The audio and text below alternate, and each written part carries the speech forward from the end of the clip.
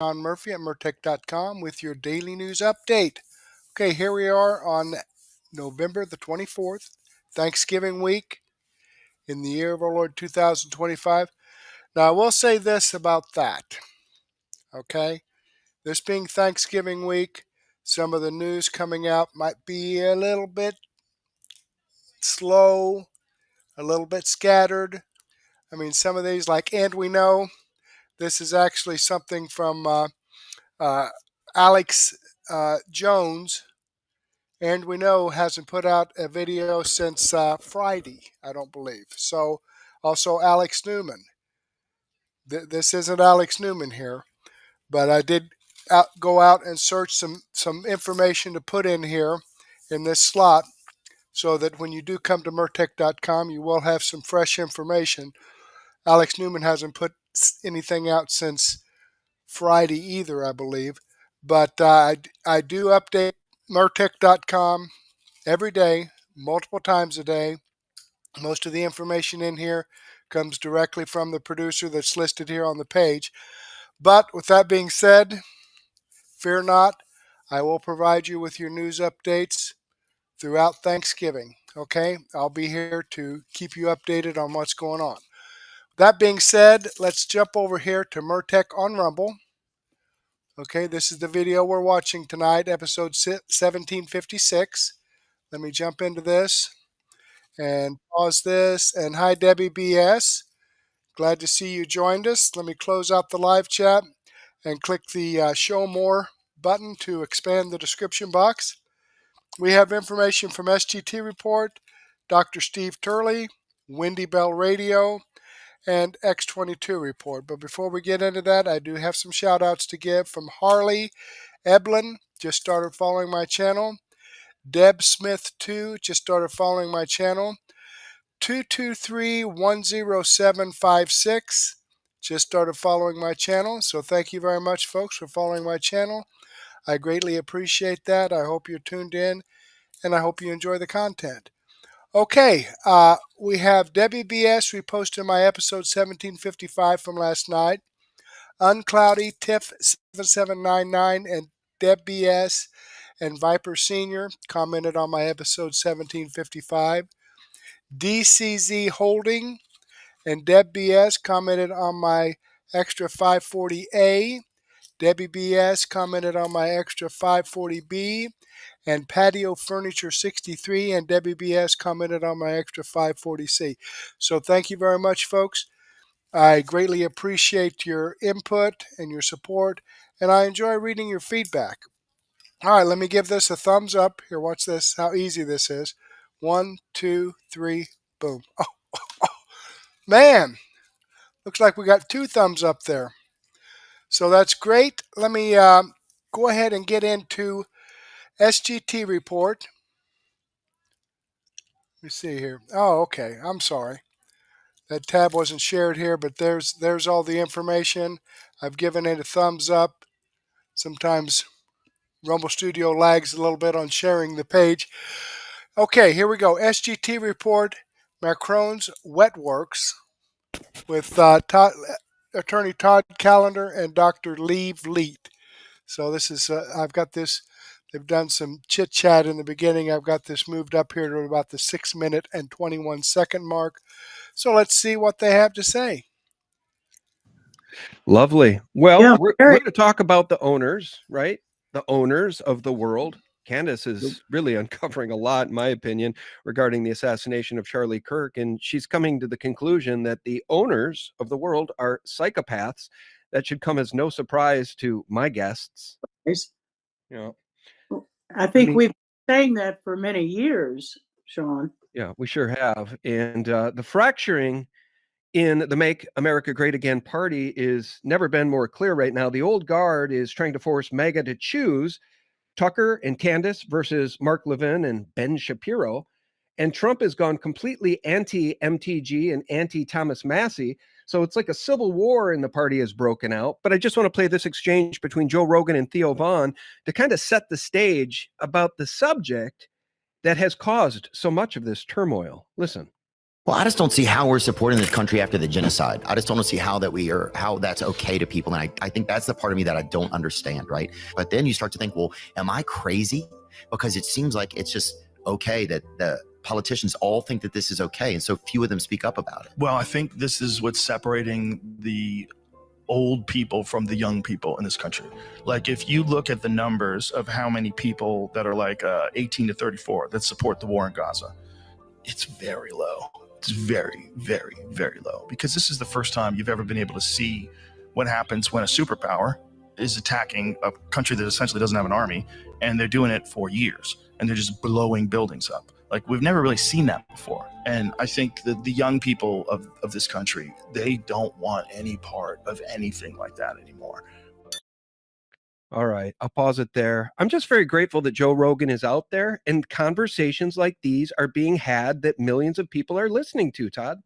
Yeah, you and me both, especially, by the way, the younger generation who now understands that AI is their replacement, and they're not using it. They're saying, I don't want any part of it. There's no reason to go to college. I'm going to be replaced. So it's not just that. It's not just the death and destruction that we see, but it's the planned outcome from the owner class that we are to be gone. We are dispensable. We are to be exterminated, and we're building the machines to do it. So yeah, I love it. And it all just makes me think about the owners of the country, the owners of the world. And we'll play a clip in a minute from RFK Jr. about our food supply in BlackRock. But before we get there, I just want people to think about this. Who is BlackRock? Who owns BlackRock? Who does BlackRock's interests represent? ... I want people to think about that. My guests might have some insight. But first, I want to play this clip from Candace, who's doing a remarkable job, in my opinion, with her timeline regarding the assassination of Charlie Kirk. And without getting into all of it, I know people don't have time to listen to her every night. I make sure that I do, because I think it is appointment viewing. I think she's doing a remarkable job. And what she's uncovering, I think, is divinely inspired, because she is pledged to be Charlie's David. The conspiracy theory, I'll tell you what it is right now. I don't want you guys to be conspiracy theorists. The conspiracy theory is that Tyler Robinson, who did not attend UVU, had never been on UVU campus, packed up his car that day, jumped onto a rooftop, figured out how to jump around like Spider-Man, and just knew exactly where Charlie Kirk would be seated, despite having never been there. Took one shot with 30-06 that got stopped because Charlie eats spinach. And then he swallowed it, actually, because it actually ricocheted down into his stomach. He then makes a hasty retreat into a Dairy Queen, where he texts every minute of what he did to his lover. And then, despite going home to his lover, he decides the next day to still text his lover more about his dad. Yeah, that makes sense. Yeah, he's home, but they're still texting more, because like that's what you should do, as opposed to just talking to him face to face. And he wanted to get away with it, and he expresses that. But at the same time, despite the fact that he's got like a 4.3 GPA and he's like a boy genius, he just decides to write every minute of the crime that he had just committed to his love. That's actually the conspiracy theory. Like, that's the tinfoil hat conspiracy theory. I don't want you guys to believe that. That's crazy. That is totally crazy stuff. All right, I'll pause it there. Do either of you have any questions about some of the things she has uncovered? Because they're far more jaw-dropping than Tyler Robinson, the lone gunman, I can assure you. Well, I have a comment rather than a question, and Sure. I just want people to understand this. This phrase, conspiracy theory, drives me nuts, because what people don't understand is conspiracy is a crime. It is a felony. It is an agreement between two or more people to plan a crime and one step in furtherance. A theory, when combined with a conspiracy, means probable cause. Is what cops do for a living. But somehow, using this label to attach to some incident then invalidates the incident and your viewpoint. So I get the way that she states that. I just wish she would say, look, what is more implausible? The official story because of these reasons, or because of X? Because it's so easy when people see a label just to forget it. It's conspiracy theory. Out of my mind. I'm not going to talk about it. When in reality, when you break down the words and the phrases, this is what police do for a living. That's how you arrest people, is because you theorize that they were involved in a crime, a conspiracy. Right? And it just blows my mind. So we've got to eliminate that hyperbole. You're muted, Doc. Todd, I agree with what you just said, and the reasons you gave are especially important. I want to remind our audience that the term conspiracy theory was developed by the CIA around the time of, I believe it goes as far back as Kennedy's assassination, Yes, because they wanted to discredit people who were asking questions, that's right. questions that should be properly investigated in the legal sense and law enforcement sense, as Todd pointed out, but questions that any thinking person should be asking. So I agree. For Candace to use the words that the CIA set up to discredit us is defeating her purpose of trying to get people to think about how totally incongruous and implausible and stupid it is. We just ask the question, is it stupid to think that Tyler Robinson was smart enough to do this on the one hand and dumb enough to text his lover?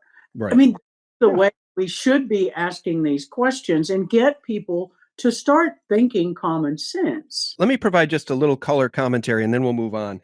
The reason she did that is because for the past couple of weeks, in fact, going back more than a month, but just the past couple of weeks specifically have been blockbuster shows with evidence, timelines, names, stuff that doesn't add up, including the 2 Egyptian military jets that flew in from Cairo and have been tracking Erica Kirk now for several years. Those jets were said to contain military subcontractors.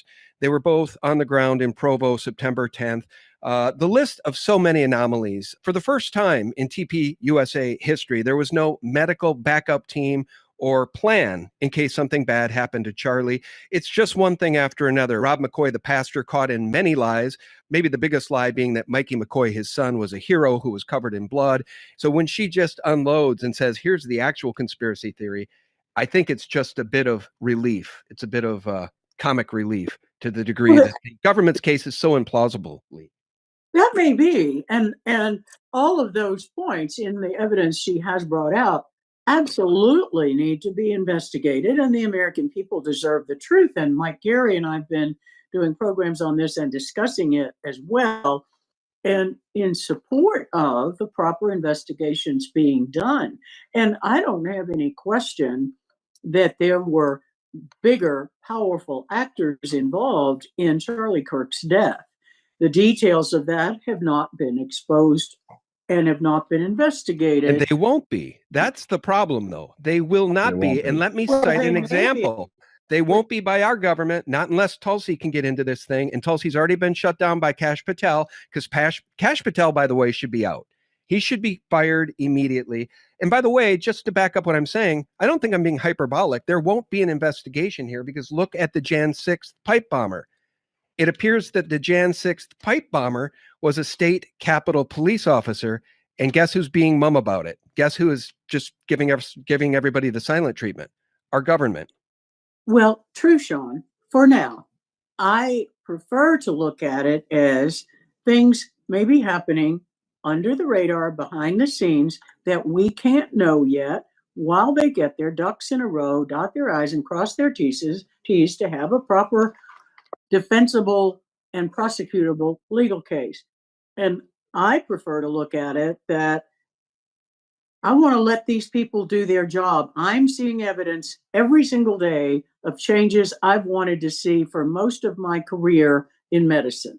And that's not just HHS, it's referring to a whole lot of political changes that I've wanted to see. And yes, they are slow, because you made the point at the beginning, we're up against the owners of the world. These are extraordinarily powerful forces. The people that Trump has in place in his cabinet are under attack every single day, every minute of every day. Very few of us could withstand what they're going through and hold up and function. And I think there's a whole lot going on, and we shouldn't know the plan. One of the big things about what just happened this week with the Ukraine 28-point peace deal is the fact that The European leaders were blindsided by what Trump did. And to me, that was a good thing because it meant there were no leaks coming out while they worked on getting this together and getting Zelensky in a position where he's in a very tight space and has no leverage to move. So I think it's going to take some time. You cannot undo this massive infiltration of every aspect of our government that's taken place over the last 100 years, and the 100-year depopulation plan and the 100-year plan to attack the constitutional republic and bring it down. You can't undo that in 10 months. Well, and I'll just say, and we'll turn it over to Todd. I want your opinion on this, Todd, because again, I said at the beginning of the broadcast, some of the gloomy stuff might be coming from me, maybe from Todd, and the sunnier stuff might be coming from Dr. Lee Vliet, which I totally appreciate. I really do. But all indications are that there is a huge cover-up about the assassination of Charlie Kirk. And who are they covering up for? Because Kash Patel, I guess, got visibly angry at Tulsi Gabbard when she wanted to investigate the possibility of foreign involvement in Charlie's assassination. He doesn't want her anywhere near this case, Todd. So to me, there's no indication at all that the government wants the truth out about this thing. How do you see it? That's the most important thing that you just said. The government doesn't want the truth out. Why would that be? Why are we not asking that question? The truth is our best weapon, and our lives are judged on that. When you commit a crime, you're judged by 12 people. What is the point of a trial? Is to find the facts, to find the truth. So should that same standard not be applied to our governance in every respect? Why would you want to hide something? Why is that inconvenient for you? Where does that lead? What have you been doing? Right? We are the ones that make our government function, not just from a function of paying taxes. It's actually from a function of what it is we do in our lives. If we didn't buy Bud Light, if we didn't go to work, if we didn't drive our cars, the entire machine would come to a stop. Right? They need us to do what it is that we normally do in a day. And when you start asking questions, they lose control of that paradigm. They lose control because that's what this is really about. They seek to control the narrative, and the truth is inconvenient to their plans and their narrative, which is the whole point of the truth as a weapon. Yeah. And you cannot contain it. People know it when they hear it, and it's contagious. So this is too late. You can't put this genie back in the bottle. And God bless Candace for asking the hard questions. There's nothing wrong with asking questions. Why is the government not answering the questions is what I want to know. Yeah. Okay, I'm going to pause that there. And, I have a tendency to agree with him. There's been some people that have actually gone off the deep end with Candace Owens and Tucker Carlson. And I don't have a problem with them asking the questions. They come up with their theories of what happened. I'm not saying it's a conspiracy theory, but they see this and say, well, okay, what about this? Something's not right here. And people just freak out. It's, I played some information in my daily news wrap-up last night, I believe it was last night, from the Wire Files, explaining how PSYOPs work. And folks, it sounds like a PSYOP. They want you to believe this. They want you to believe this. They want you to believe this. But what about this? Oh, don't pay any attention to that. We want you to believe this. Okay, something's not right. I don't know if Donald Trump has lost control of the people he put his trust in or what, but something's not right. Okay, clicking on the Rumble link, it does take us over here to SGT Report. This is the video I shared with you. I've given them a thumbs up, and I will have this video in my daily news wrap-up so that you can watch the rest of it if you want. Okay, let's get back here, and let's see what Dr. Steve Turley has to say about Dems panic as Supreme Court delivers huge win for GOP. Okay. Let's check huge win from the Supreme Court. I know a lot of you We're very upset about yet another rogue activist federal judge interfering in the unstoppable America First political realignment. Immediately after the Texas legislature passed the new congressional map that redistricted 5 new GOP seats. And remember, just getting that map was a hassle given the ridiculous antics of the Texas Democrats leaving the state so that they didn't have a quorum. You remember that whole cringe stunt. Well, it only prolonged the inevitable, and the map passed with the Republican supermajority, and Democrats immediately sued, right? They went right back to their pathetic antics. The League of United Latin American Citizens and several other left-wing advocacy groups filed a lawsuit claiming the map was racial gerrymandering. So they argued Texas drew the lines based on race, which would violate the Constitution, which, again, is so patently pathetic. I mean, if you deliberately draw districts around the racial composition of blacks and browns, that's perfectly fine, because failing to do so would violate the Voting Rights Act by diluting their vote, right? Vote dilution. But if you deliberately draw districts in a manner that benefits whites, that's racial gerrymandering, and that violates the Constitution. It's so pathetic. The Democrats are the single most lawless, reckless, vile political party in our nation's history. And the Republicans had better learn to fight back, or they're going to eventually go the way of the Whigs. So regardless, these left-wing organizations sued, and the case went before a 3-judge federal panel in El Paso.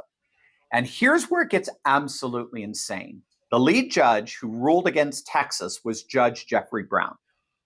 Now, if you can believe it, he's actually a Trump appointee.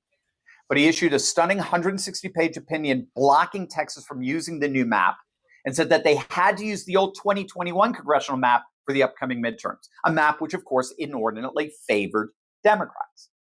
Now, I can't even remotely conceive how left-wing activist judges like this slip through the nomination cracks, but there you have it, they do.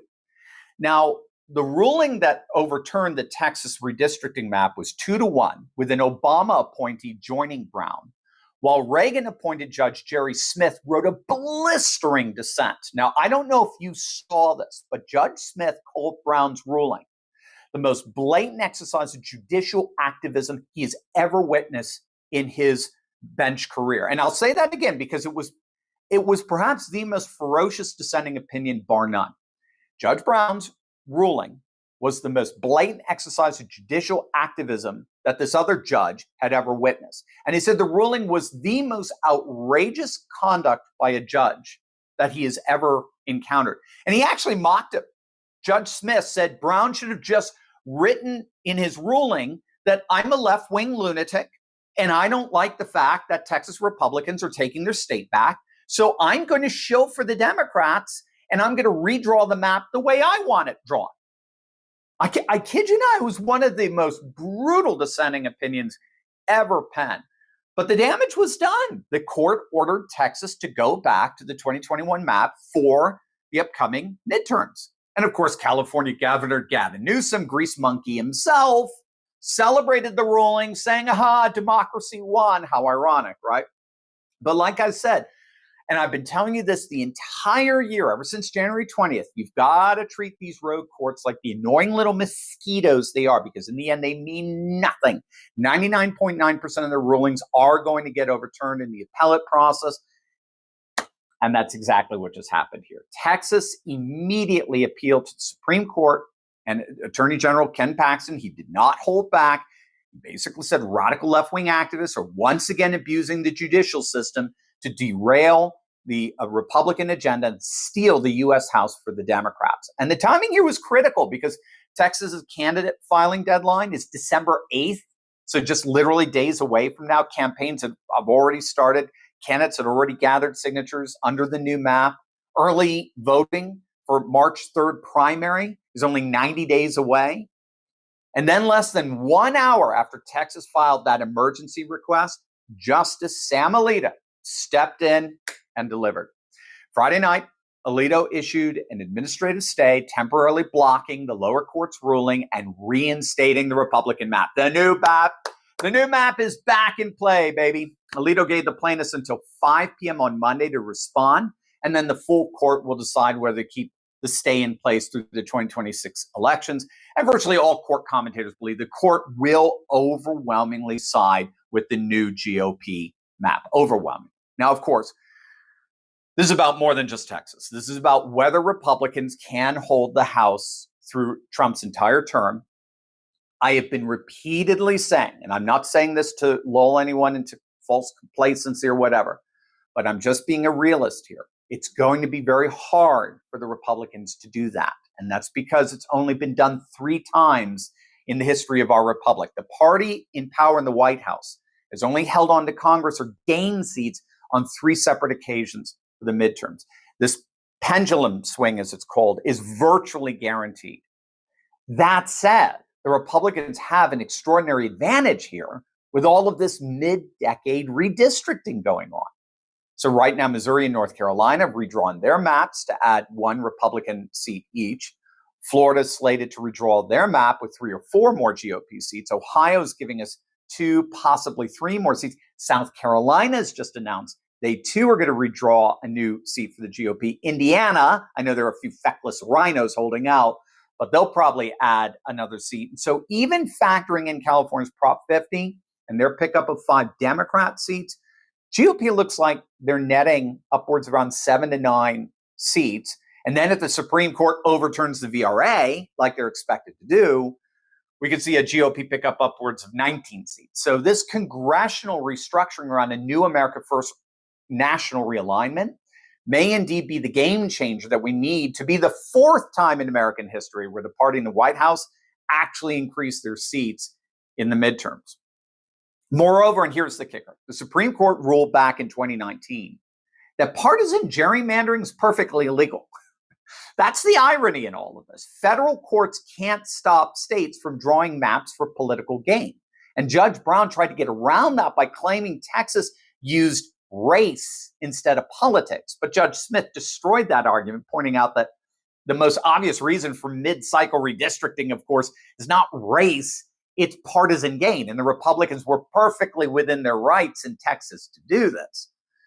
And so Justice Alito just gave Texas, and by extension, the entire Republican House majority, a serious lifeline. The new GOP map is back in effect while the Supreme Court decides the case, which almost will certainly go in the GOP's favor. So what do you guys think? Let us know in the comments section below. And as always, make sure to smack that bell and subscribe button for breaking news and analysis you're not going to hear anywhere else. Love. All right. So there we are, folks. And, you know, I like what he said. I hope he's right. But I'll tell you what, the thing that's going to play the biggest role in this is if Trump and Congress can get a handle on the illegal elections going on, the fraud and abuse. That's definitely going to change things. You know, having illegals vote, phantom people voting, dead people voting. Seems like all the dead people vote Democrat for some reason. I don't understand. Okay, this video does come from Dr. Steve Turley on his YouTube channel. I've given him a thumbs up. I hope you do the same thing for me. Alrighty then, let's jump back here and let's get into some Wendy Bell. We haven't heard her for a couple of days. Why do Democrats put America last? Boy, that's a good freaking question. I'd certainly like to know that. And Democrat voters think that's just fucking fine. Okay, let's go.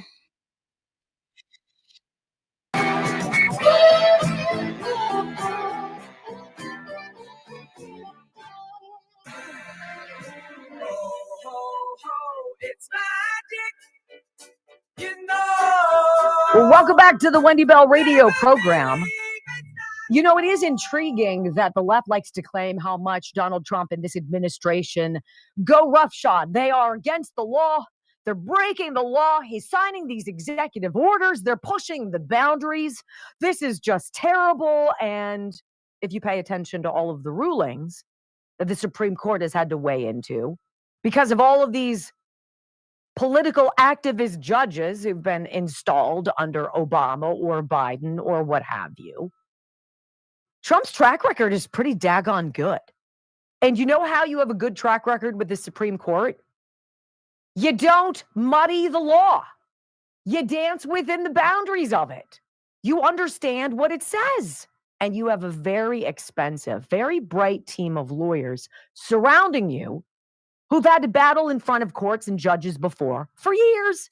And Sam Alito weighed in. He's like, look, this gerrymandering thing that you're all worried about on the left, what Texas is doing, of course, Democrats say it's racially drawn and discriminatory congressional redrawing of the districts in Texas, which will ultimately give Republicans 5 extra seats in the House of Representatives. Sam Alito comes out and he's like, you know what? Because a lower court said, you're not allowed to do that. We don't like that. So no, that's not going to happen. Good luck with that. They appealed it to the high court. Alito says, look, we're not looking at it just yet, but we're going to push a hold on this. We're going to consider it a little bit more fully. Excuse me. But this is definitely a win for President Trump. And this is what it said. A federal panel in Texas ruled last week that the state's newly drawn congressional map likely dilutes Latino voting power through racial gerrymandering and ordered it to be returned to the 2021 map, which doesn't give, of course, Republicans any kind of advantage. Texas Attorney General Ken Paxton appealed immediately, dog on a bone, powerful voice in that position. And he argued that the map pursues valid partisan aims. They put it out on the table. Look, Democrats have been doing this to benefit Democrats for years. We're doing it now to benefit Republicans. They've done it. We're doing it. Tell me I'm wrong. And Sam Alito says, well, you're not wrong. His administrative stay preserves the new drawing of the map while the Supreme Court reviews responses. And I guess it's going to have to make a decision by today. The decision allows Texas to move forward with primaries under the map, which could help Republicans gain up to 5 seats in the midterms. Now, that is the important part, but that's not the only state where this is going on. See, if the Supreme Court comes forward and says, you know what, Democrats, you've been doing this gerrymandering for a long time, and the Republicans, quite frankly, have been asleep at the wheel. But you set the precedent, and now they can continue. Well, who else is following suit? Is it Indiana? Maybe. How about South Carolina? Apparently, South Carolina right now is considering redrawing its lines. In a huge move, the state announced that they're moving forward with redistricting its U.S. House map for the 2026 midterms, eliminating the sole Democrat from the state. This is the way the game works, and Democrats don't like it. Now, you guys have been following this military member, the senators, the congressmen who come forward, the 6 who made the video, encouraging active duty military to basically push back against Donald Trump if he does anything that they think is illegal. Complete sedition, right? Anonymous, you know, the deep fake quotes account that we love so much. He explains how those former military lawmakers who encouraged troops to disobey direct orders actually broke military code and proved that the Democrat Party no longer exists. Listen. Many are asking whether this was sedition or treason, but there is a third statute, one that fits their actions with mathematical precision. 18 U.S.C. Section 2387. Activities affecting armed forces. It prohibits, and this is word for word, advising, counseling, urging, or in any manner causing or attempting to cause insubordination, disloyalty, mutiny, or refusal of duty by any member of the military. Penalty, up to 20 years in federal prison. This law is not retaliatory politics. This law is not about defending one man.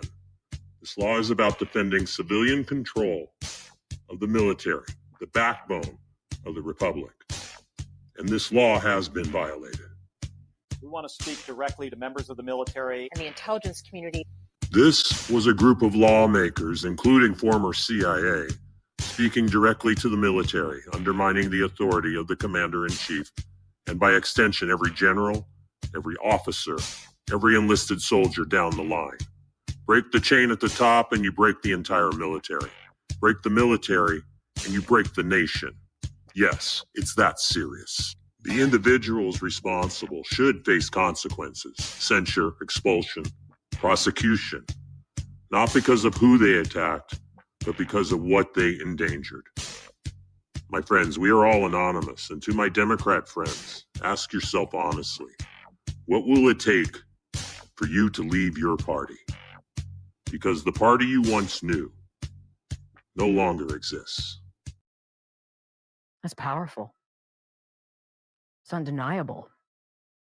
Yeah, we're going to talk about this story in hour number 3 today, but I wanted to lay that out to you early. People in Lancaster, Pennsylvania, in Pittsburgh, Pennsylvania, in Cleveland, all over this country, the people who have been abandoned by government that doesn't care are tired of that government getting away with everything. And that is what gave rise to MAGA, not Trump. Love of country. When we come back on the Wendy Bell Radio program, Zoran goes to Washington. Let's talk about what the sit-down with Zoran Mamdani and President Trump sounded like and why progressive chicks are so hacked. I love it. Next. All right. Well, let's move this up here. It's going to be back about 36 minute mark. Country. To sit back. It's the same thing. It cares. Well, welcome back to the Wendy Bell Radio program. So Zoran went to Washington on Friday, and he and President Trump had their meeting in the Oval Office, and you had to love as Trump opened up the office to the media. And so Trump is sitting behind the Resolute desk, as he does, and Zoran is standing to his right. And over Zoran's shoulder on the wall is the Declaration of Independence. Trump keeps it behind curtains, and it's wide open. You know for a fact that Trump warmly welcomed a self-avowed Democrat, socialist, communist, whatever the hell he is, who has called him a fascist, a dictator, a despot, all these things, terrible things, whatever. He's welcomed this young man, 34, into the Oval Office and is giving him a tour of American history to show him the magnitude of the last couple hundred years, to walk him through where we came from, and to say to him, look, I know that you and I aren't going to be 100% aligned, but it is about making America great again. And for you, it's about making New York City great again. And I'm going to help you because I care about New York City. I care about America. Trump cares about Chicago. His aggrieved truth over the weekend in this absolute chaos that left so many people shot, a 14-year-old dead, and just absolutely ruined what should be something peaceful and blissful and family. Zoran is standing there. A reporter asks him, you know, you talk about free transportation, public transit in New York City, but you took a plane. I want you to hear the many times President Trump stepped in with grace to allow Zoran Mamdani to look like a hero, to look like a grown-up, to look like a stud. Trump did that. Listen. Why did you fly here? Aren't trains greener? I'll use every form of transit, and I want to make sure that they're all affordable in New York City, and that's why making buses fast and free is a centerpiece of our campaign. There is a bus that goes. Well, but I know, but it'd be fluid. That's a lot quicker too. You know, I mean, he's working very hard. For him to be, that's a very long drive. I'll stick up for you. You know, the plane takes you 30 minutes, and driving takes you a lot. So he's tapping him on the arm. He's smiling at him. His hands are crossed in front of him, Trump's. He leans back and looks at Zoran, who actually doesn't look terribly uncomfortable. He looks like almost John Fetterman did when Fetterman got back from his sit-down, or Bill Maher did when he got back from his sit-down. It's like all that you've heard about President Trump goes away. And in that moment, and very few people have that skill, it can make you feel like you're the only person in the world. Brock and I had the opportunity to meet President Trump. I can attest to that feeling. So then another reporter says, well, what do you think? You're sitting here all buddy-buddy with the president who you've called a fascist and a dictator and a despot. Do you still believe those things? This is the most uncomfortable position this young mayor can be in. Trump to the rescue. Just days ago, you referred to President Trump as a despot who betrayed the country. You said you would be his worst nightmare and accused him of having a fascist agenda. Are you planning to retract any of these remarks in order to improve your relationship? I think both President Trump and I, we are very clear about our positions and our views. And what I really appreciate about the president is that the meeting that we had focused not on places of disagreement, which there are. And I've been called much worse than a despot, so it's not that insulting. Maybe I think he'll change his mind after we get to working together. Yes, please. You called him a fascist. You still believe he's a fascist? I don't really care what he thinks, Trump says. You can call me anything. I've been called every name in the book. Let's do something that's great for New York City. Carving through that. Audio soundbite number 3. Would you, Mr. President, would you consider living in New York City? Would you feel safe there? Would you like living in New York City with a mayor, Zoran Mamdani? Again, Grace, this president who everybody throws everything at, who's everybody's favorite scapegoat. They don't even know why they blame him or what they blame him for. They just blame him. Showing yet again, grace.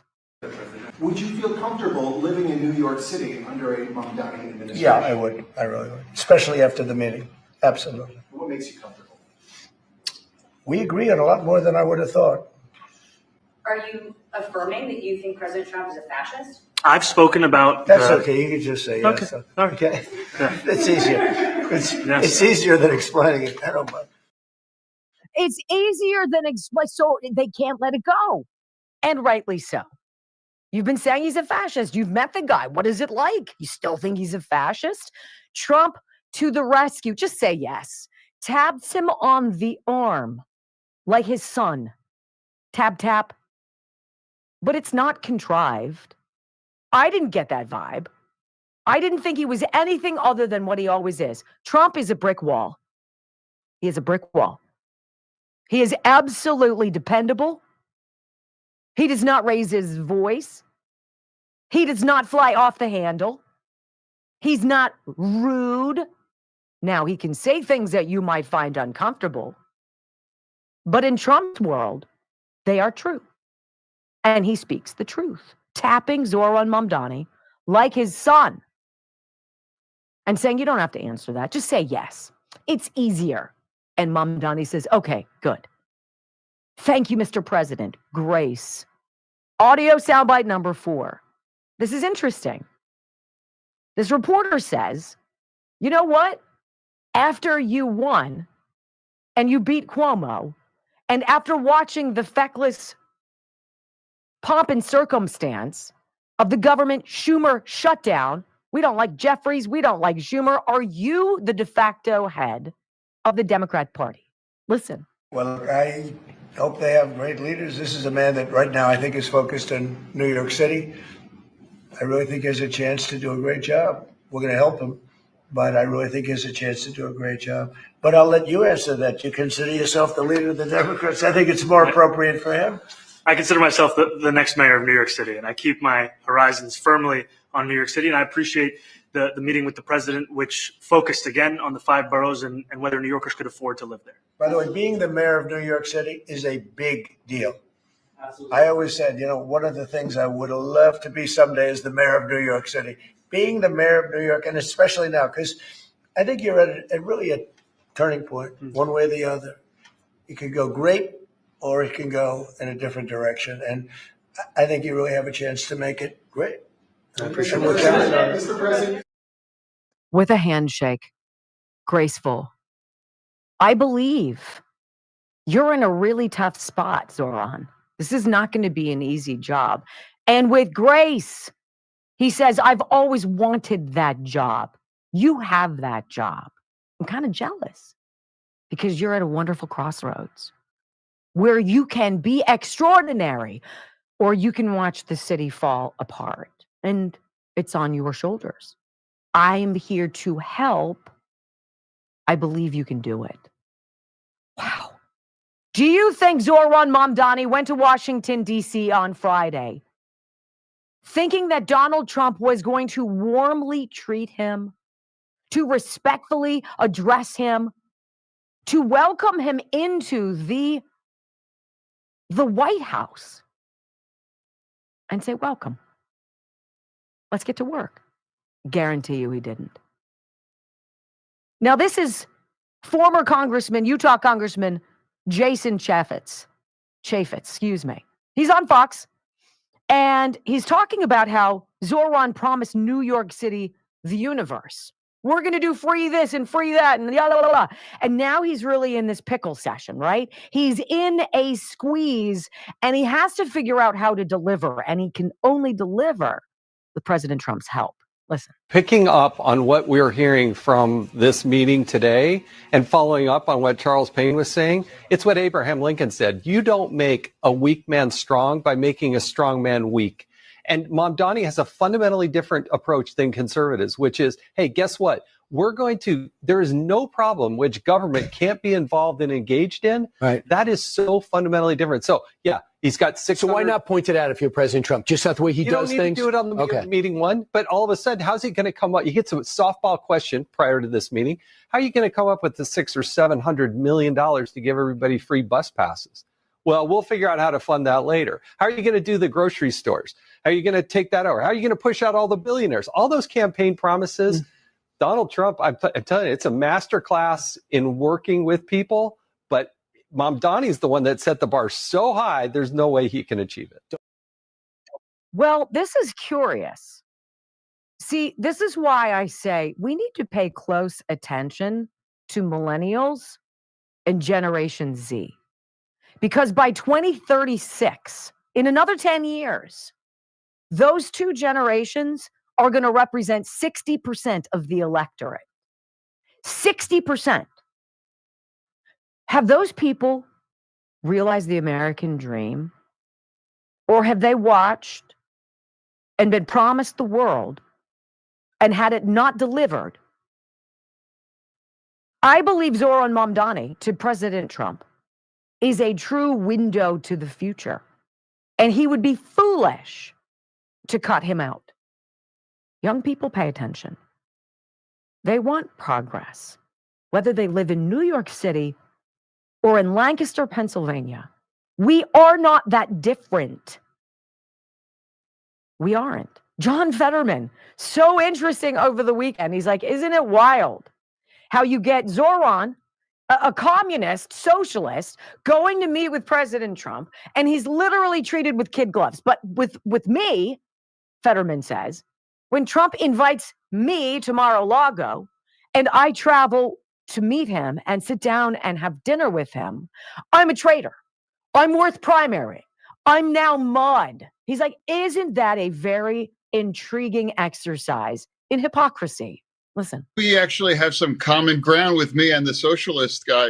We both agree that it's reasonable to meet with the president if they invite to sit down and talk to them. And I think what's different is that I haven't seen a lot of blowback for Mamdani to do this, but I got a lot. And I think it's perfectly reasonable to sit down and have this conversation. And that's what I've done back in January. And I do expect that it's going to be cordial. And I think overall, it's going to be a regular conversation overall. Isn't it all so interesting? He and that socialist guy, right?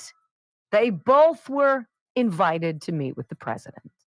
And they both did. And the treatment could not be more different. And John Fetterman seeing exactly the rot in his party. As Anonymous said, the Democrat Party that you used to think of, it doesn't exist. When we come back on the Wendy Bell Radio program, Okay, I'm going to go ahead and pause that there and move on to X22 report. But I will add this into my playlist for tonight in my daily news wrap-up. So if you want to watch more of Wendy Bell, just come back about 9:30 after this podcast is over, and we'll get into that. But clicking on the Rumble link, it does take us over here to Wendy Bell Radio. I'm following her channel. I've given her a thumbs up. I hope you do the same thing for me.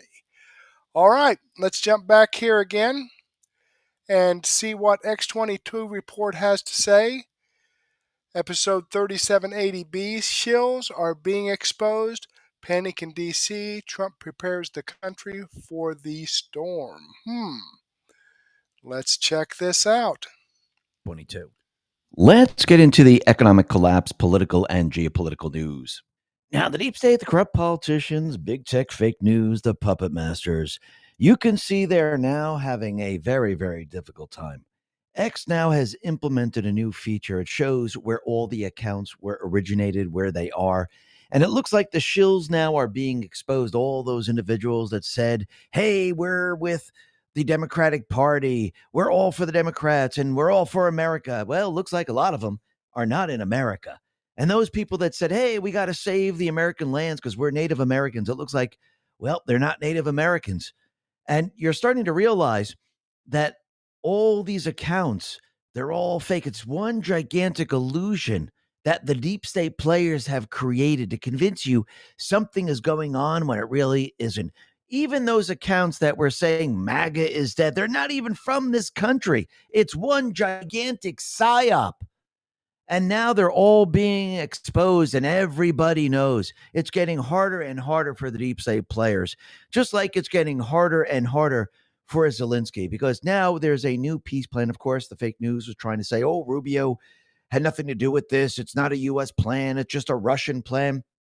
But think about what Trump is doing. He knows who the warmongers are. He knows who has the upper hand in Ukraine. It's not Ukraine. He knows if Russia just waits this out and just says, okay, go ahead, Ukraine, you keep doing what you're doing. Russia will have no problem just taking it. And that will be that. Because, again, what has Trump done? He's not sending billions and billions over to Ukraine. He's not just shipping weapons over there. Yeah, if Ukraine wants them, they got to buy them. Where are they getting the money from? Oh, that's right, Europe. You think Europe will just continually do this? Absolutely not. So what do you think they have left in all of this? Well, it's either they signed the peace plan or they tried to push war. I mean, I'm hoping they don't push war. Nobody wants war. Nobody wants a nuclear war. But I do believe Trump and the Patriots, they are prepared and ready for this. I think they know that this is their plan because, again, if they truly wanted peace, they would come to the negotiating table. They would hash things out and say, all right, let's have peace. But every step of the way, what Trump is doing, he's testing Zelensky, testing the EU, testing the deep state players. And he knows in the end that they most likely will not sign any type of peace agreement because they want a war, one way or another. And even if they say, okay, yes, we'll be looking at it, we'll look at the peace agreement, we'll most likely sign it. I wouldn't be surprised if all of a sudden something happens saying, we're ready to sign it. But look what Putin just did. I wouldn't be surprised if that happened. But you can see what Trump is doing right now. He's preparing the country for the storm. And the storm is not just the arrest of the people. The storm is the false flags. The storm is the riots. The storm is pretty much everything.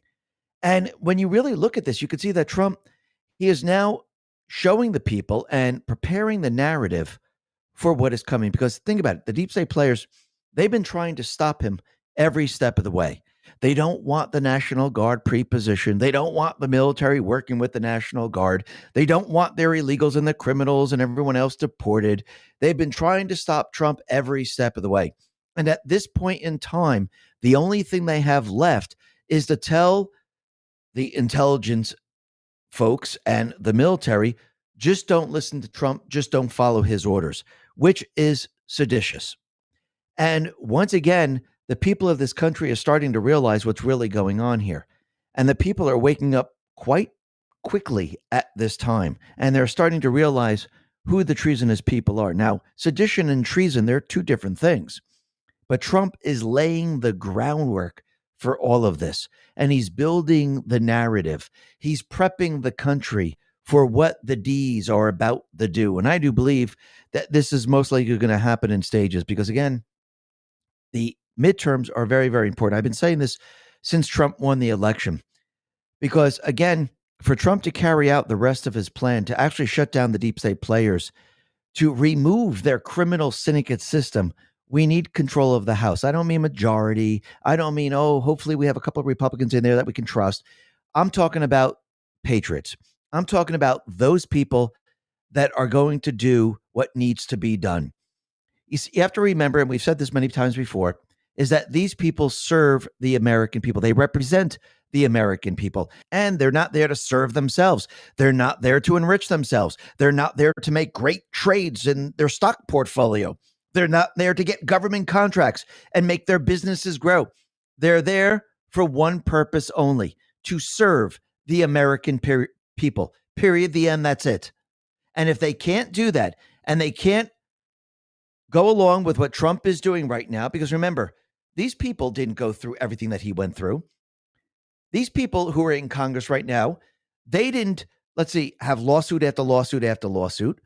They weren't impeached twice. Nobody tried to assassinate them. So all these individuals, they didn't go through all of that. Trump has, because again, he's always said it. I'm just in the way. They're really after you.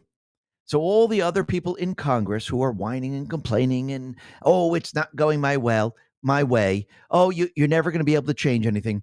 Well, again, think about our founding fathers. Think about them on the front lines. Think about them looking at the ocean, and all they see is this massive British fleet. Think about our founding fathers looking at this massive British fleet with troops on these ships, and the troops now are coming ashore. Now, they could have said, you know what? We're never going to win this. Forget it. That's it. We're done. You know what, everyone? Let's just go home. We'll be hung later. That's okay. But you know what? We can't fight. Let's just give up. No, they looked at this and said, okay, we're going to have to go all out now. I mean, the odds are not in our favor. They have the weapons. They have the training. They have the reinforcements. But you know what we have? We have that inner power. We have that push for freedom. We're fighting for not a king. We're fighting for our family. We're fighting for our lives. We're fighting for freedom.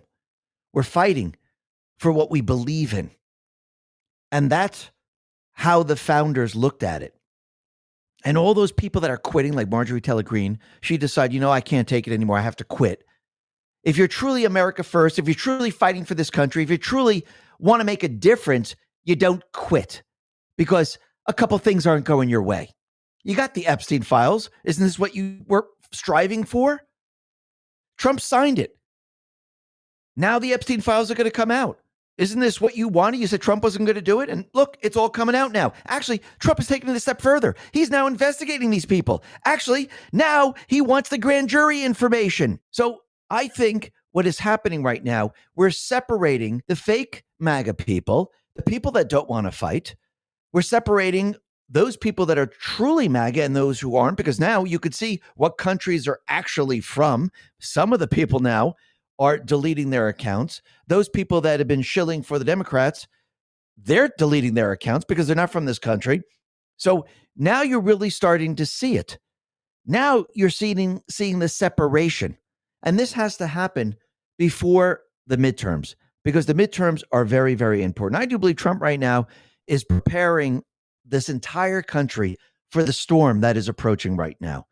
And yes, I do believe the deep state players, Obama and the rest, they're going to be pushing harder and harder and harder. And you know how Trump counters this every single time? With the truth, with facts, with evidence.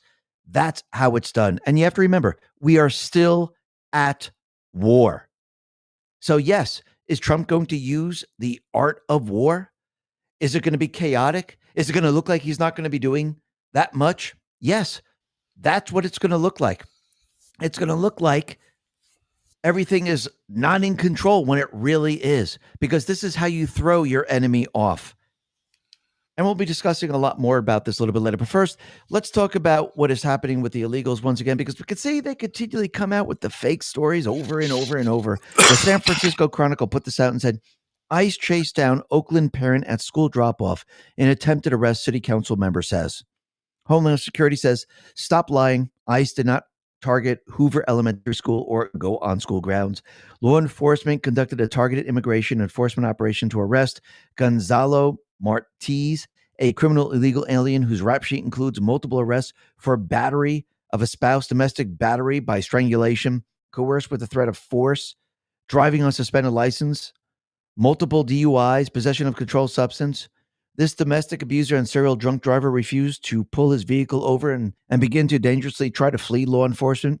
The criminal illegal alien turned on the street where the school was located while driving at an extremely high rate of speed, endangering children and other drivers and the public. He collided with another vehicle and fled on foot. The public safety threat remains at large. These journalists should be ashamed of themselves for demonizing American law enforcement with disgusting smears. And that's absolutely true. Remember, you F around, you find out. And if you're going to run from law enforcement, well, basically right there and then, you're responsible for everything that you do. If you hit children, if you are in front of a school, this is the doing of the criminal. And again, you F around, you find out. And again, the fake news continually puts out fake information over and over and over. So does the D's. They continually put out fake information. Now, the other thing that's very interesting, like we said, Trump signed the Epstein files. I do believe he trapped the D's in all of this, and I do believe the D's went along with it because you could see, and we'll be talking about this a little bit later, there were something like 98 Dems who voted for socialism, not against it, for it. And what you're seeing right now is I do believe you're seeing the change of guard in the D party. And what you're seeing is they're trying to push out the old D party and the far left socialist D party. They want to move in. And I do believe this is why the socialist part of the D party, the woke socialist communist D party, this is why they wanted the Epstein files. I do believe they were using it to remove the rest of the people in their party or actually put, the target on them so people would see that they were involved somehow, some way. So this way they could be primaried very, very easily. And I do believe Trump and the Patriots, they used this entire thing against the D party to show the people who was really going along with Epstein, who are part of the pedophilia network. And I do believe Trump is going to be using this against the old guard and the new guard. And think about what Trump has done right now. He signed the Epstein legislation. And now what is Trump doing? What is the DOJ doing? They're trying to get the grand jury information. Eric Doherty put this out and said, President Trump and AG Pam Bondi just asked a federal court in Florida to release Epstein transcripts that are currently sealed. The filing comes barely 2 days after Trump signed the Epstein File Transparency Act. The DOJ is now arguing the new law overrides a law that allowed these documents to remain sealed. Huge backfire on the left.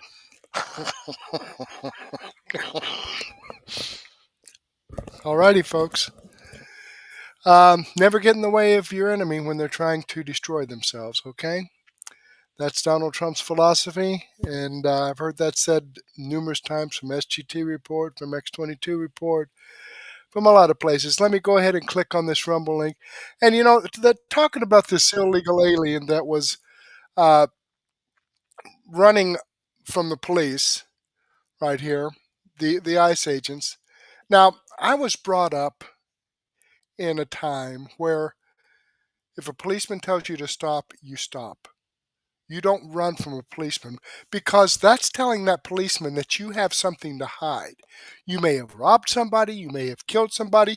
You may be on your way to rob or kill somebody, and you will get shot. If you run from a police officer, you could possibly get shot. That's how I grew up. And I treat police officers with respect. And I've been treated with respect, even getting a traffic ticket from a police officer. Okay, if I was speeding. Now, there's been some times when I've taken the ticket to court and actually won. The case was dismissed. But you don't argue with a police officer, the man standing there with a gun on his belt, or woman. Yes, sir. Yes, ma'am. Okay. I'll see you in court. All right. This video comes from X22 Report. I'm following his channel. I've given him a thumbs up. I hope you do the same thing for me. This video is in my playlist for tonight for my daily news wrap-up. So if you want to catch more of it, it's going to be right there. Alrighty? Okay, let's click back here. Let's see what kind of chats we got. Let's copy these into a comment. Alrighty. Close that out. Jump down here. Boom. Alrighty then. Okay, let me remind you folks. Oh, let me hit the comment button. That'll help. So watch this. When I do this, this is how you make a comment, folks. You put information in that little box down there, and then you click this comment button here and watch. Oh man, it's like magic. There it is. There it is. Now all those comments that'll go away when this live stream is over are now with this video forever. Okay, and these videos that I have shared with you tonight do come directly from the producers. I have the link to the videos in here, as well as the link to the producer's channel. So if you want to go see what other information they have, it's right here. Okay, and these videos that I shared with you are videos that I've posted on Mertech.com, where I have over 55 no-nonsense, common sense, logic, and truth videos. It's a free site, folks. The link's in the description box. I have over 55 videos here from a wide range of producers, a wide variety of information. Your one-stop shop for information that you're not going to get from the mainstream media. Okay, well, with that being said, I want to go ahead and take a break, and you take a break too. All right? I'll be back about 9:30. Grab yourself a donut and a cup of coffee, or grab a sandwich and a soft drink or a beer, and meet me back here at 9:30, and we'll get going with our daily news wrap-up. Let me, oops. Hang on one second here. I'll pull up my playlist. Here we go. I'm going to finish up with SGT report, Wendy Bell, X22 report, his episode B. I also threw in his episode A, 3780A, his financial information. Trump is following what Andrew Jackson did with the debt back in 1835. Andrew Jackson Trump seems to be a big fan of Andrew Jackson. Okay, Black Conservative Perspective, Devory Darkins, We the People News, Benny Johnson, Chicks on the Right, American Center for Law and Justice, AP for Liberty. Got a lot of great information in here, folks. Give me a chance to see if there's any more stuff I need to throw in here, and get my Rumble Studio set up. And I'll be back with you, like I say, at 9:30. So take your break and come back. But in the meantime, I do want to thank you for spending your time with me. Hopefully, I'll get to see you again later, and may God bless.